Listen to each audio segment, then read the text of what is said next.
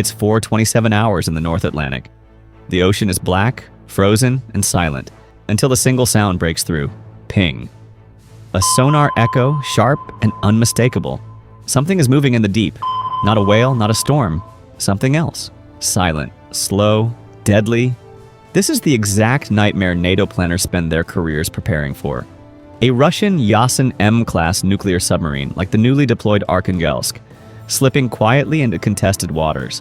The same waters where U.S. carrier strike groups patrol.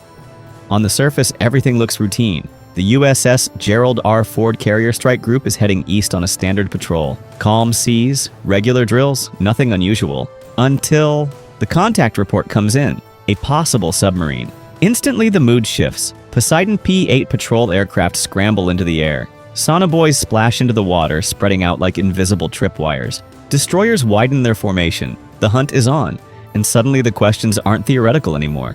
How close could a Russian Yasen sub get before being detected? Could it already be locked onto a US carrier right now? And if it is, what happens next? Because here's the reality. While Russia's surface fleet struggles with age and maintenance problems, their submarines are something else entirely.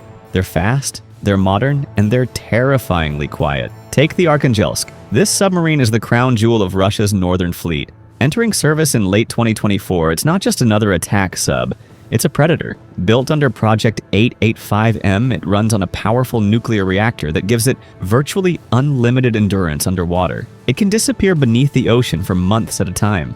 But what makes it truly dangerous is its silence. Its hull is coated with anechoic tiles designed to absorb sonar waves. Its propeller is engineered for near-silent operation, and it can dive beneath thermal layers, slipping into sonar blind spots, where detection becomes almost impossible. Western analysts whisper that the Yasen M might be as quiet as America's Virginia-class submarines. If true, that's an achievement very few nations on Earth have matched.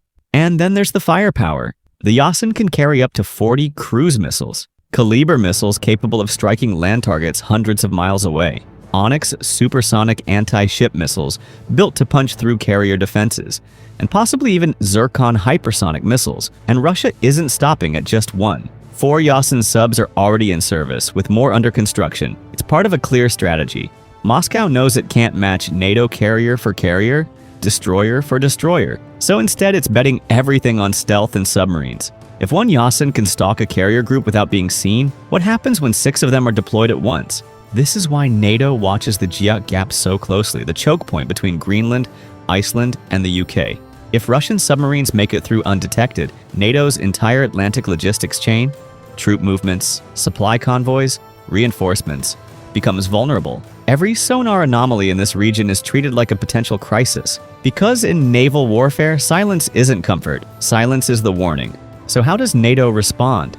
First comes the P-8 Poseidon, the flying submarine hunter. It drops patterns of sonobuoys across the ocean, each one listening for anything unusual. If they pick up even a hint of a signature, destroyers widen their sonar nets. British and Norwegian frigates move in to box the contact. Helicopters hover low, dipping sonar arrays into the sea like fishing lines. This is anti-submarine warfare in 2025. Half machine learning, half human intuition, and all pressure. Because modern attack submarines don't leave trails. They don't leave bubbles. They don't even show periscopes. They hide in an ocean of noise, actively trying to sound like nothing at all. That's why NATO drills constantly. If a Yasen sub like the Arkhangelsk did try to sneak in during such an exercise, it wouldn't find open water. It would find a kill box.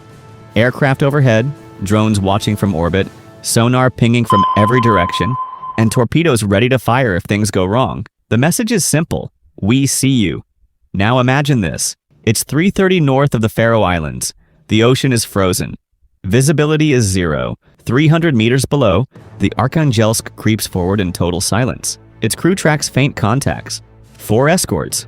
1 massive vessel at the center. The profile is unmistakable, a US carrier strike group. No radio calls, no periscope, just mathematics. The sub's computers begin calculating firing solutions.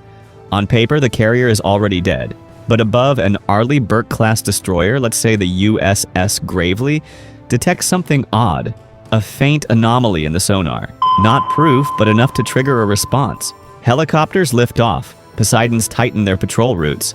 Electronic warfare systems sweep the ether, listening for the tiniest digital whisper from below. Suddenly, the predator realizes it's not alone. two MH-60R Seahawks hover overhead, torpedoes armed. Active sonar pings flood the water.